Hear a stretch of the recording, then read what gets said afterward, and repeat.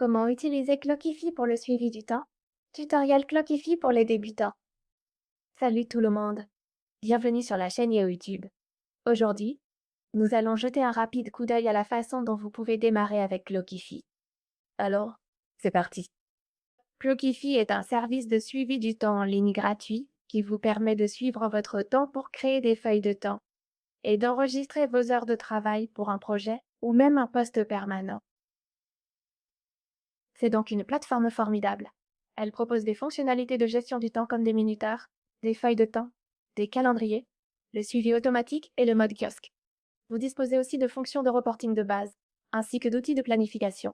Vous pouvez donc planifier le travail, gérer les congés, la validation, la facturation et les dépenses.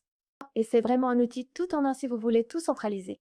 Si vous avez une petite entreprise comme la mienne, c'était très difficile pour moi d'enregistrer les heures et de tout faire manuellement, donc j'ai utilisé Clockify, et croyez-moi, c'est un excellent moyen de garder les choses simples, surtout si vous débutez.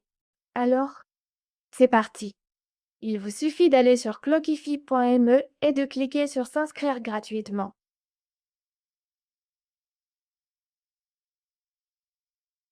Vous pouvez lancer le suivi du temps dès maintenant, ils ont aussi une appli.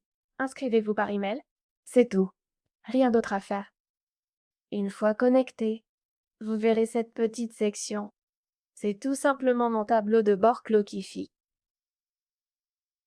Je recommande de télécharger Clockify et d'utiliser l'application plutôt que de passer uniquement par la version web sur ordinateur, car c'est un peu plus simple. Mais vous pouvez voir que mon compte est déjà configuré, et c'est un compte très basique. Alors, pour commencer, passons aux feuilles de temps, au suivi du temps et au calendrier. Les feuilles de temps vous permettent essentiellement de gérer le temps sur un projet spécifique. Vous pouvez donc cliquer ici et trouver un projet ou un client pour lequel vous travaillez, ou simplement cliquer sur Créer un nouveau projet. Disons que nous sommes, et alors, avant d'aborder les feuilles de temps, allons directement dans la section Gérer, puis dans Projet. Disons que je clique sur Créer un nouveau projet, et que nous avons un nouveau projet disons que nous faisons du SEO pour Diardenne. Et je peux ajouter n'importe quel nom de client ici. Et disons que c'est pour Diardenne. Et je peux simplement créer un client Diardenne. Ensuite, il y a les modèles. Pour les utiliser, il faut passer à la version supérieure. Je colle tel quel. On choisit le violet, puis cliquez sur Créer ici.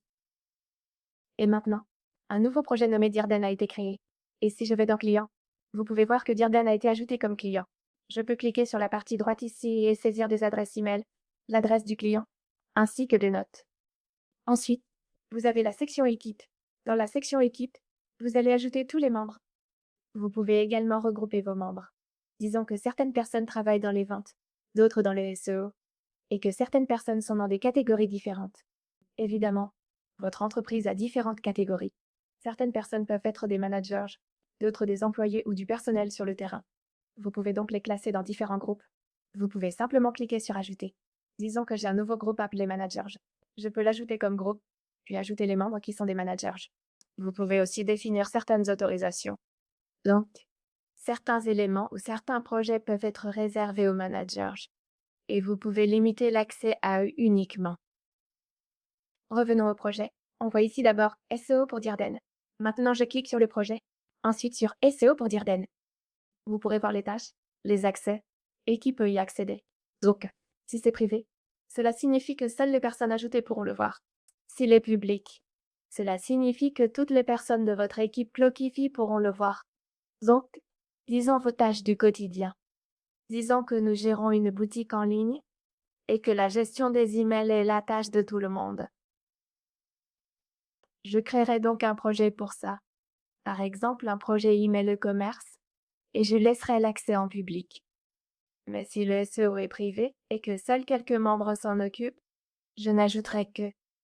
Puis, le statut indique les heures facturables et non facturables couvertes. Puis, prévision, notes, réglages. Dans les paramètres, vous avez facturable par défaut. Ainsi, toutes les nouvelles entrées sur ce projet seront initialement définies comme facturables. On va laisser ça sur oui, puis vous pouvez ajouter votre taux horaire. Vous pouvez donc cliquer sur définir le taux ici. Et disons qu'en taux horaire, on est à 7 $ de l'heure. Et ici, c'est l'entrée de temps, donc les saisies de temps à partir de ce moment et après. Ou disons que c'est 8 $ de l'heure. Et maintenant, je vais cliquer sur Enregistrer. Ensuite, vous avez l'estimation du projet. Choisissez comment vous voulez définir cette estimation. Disons qu'on a une estimation de temps. Vous pouvez aussi fixer un budget projet. Et c'est premium. Mais en calculant à l'envers, vous pouvez estimer le temps en heures facturables et le montant, puis l'ajouter comme les heures que vous voulez pour votre projet dans votre suivi. Donc, on est en mode manuel et disons que c'est 8 $ de l'heure. Disons qu'on a un budget de moins de 0 $.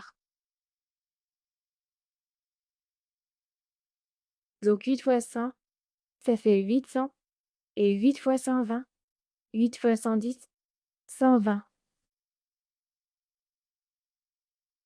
Oui. Donc, disons que notre budget est inférieur à 0 $, donc 127 ou 122. Oui, donc 126. Donc, j'ajouterai 126 heures comme le nombre maximum d'heures que je veux. Vous savez, le temps total que je souhaite consacrer à ce projet. Ensuite, vous pouvez revenir dans les tâches et commencer à ajouter de nouvelles tâches depuis le panneau de droite. En haut à droite, vous avez la section des tâches. Et disons, en haut à droite, vous avez la section des tâches. Et disons que nous avons comme tâche analyser le site web de Dirden Tour. La deuxième tâche est de fournir des mots-clés SEO. Ensuite, on a ajouté des backlinks. Évidemment, je laisse ça assez simple, vous savez, avec des tâches basiques. Ensuite, vous pouvez l'assigner à un membre en particulier si une seule personne est censée s'en charger.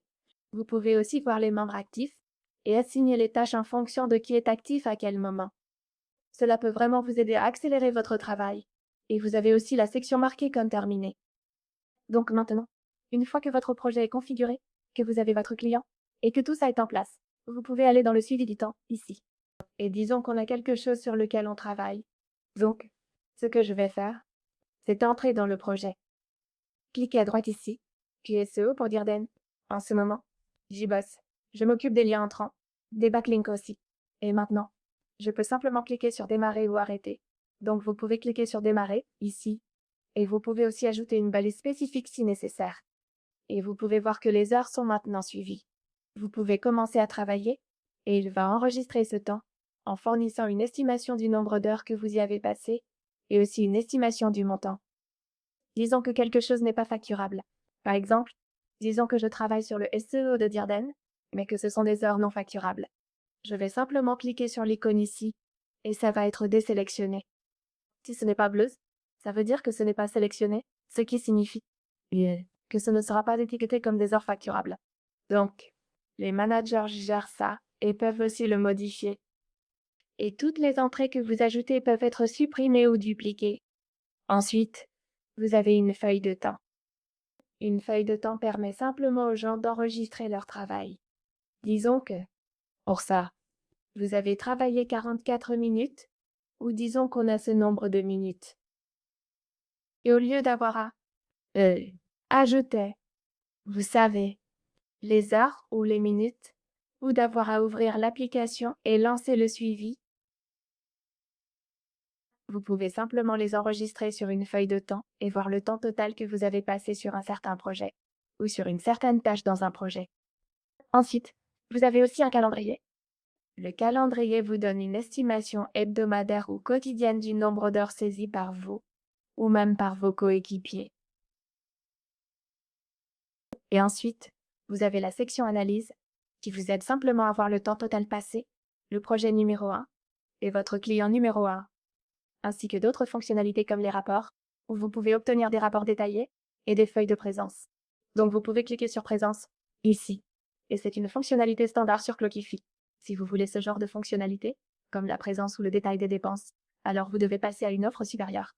Mais je pense que même les fonctionnalités gratuites de Clockify valent largement le coup pour une petite entreprise qui essaie simplement de mettre en place un service de suivi du temps basique.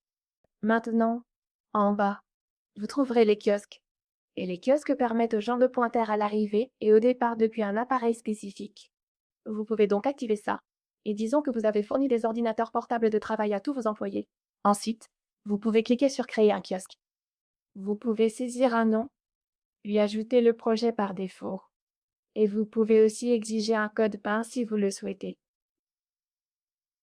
Et vous avez ce lien de kiosque spécifique Vous pouvez cliquer sur Copier et l'envoyer à vos employés. Ils pourront l'ouvrir, travailler depuis un autre appareil et continuer à enregistrer leurs heures. Donc, j'espère que cette vidéo vous a été utile. Pensez à mettre un j'aime et à vous abonner, et on se retrouve dans la prochaine vidéo.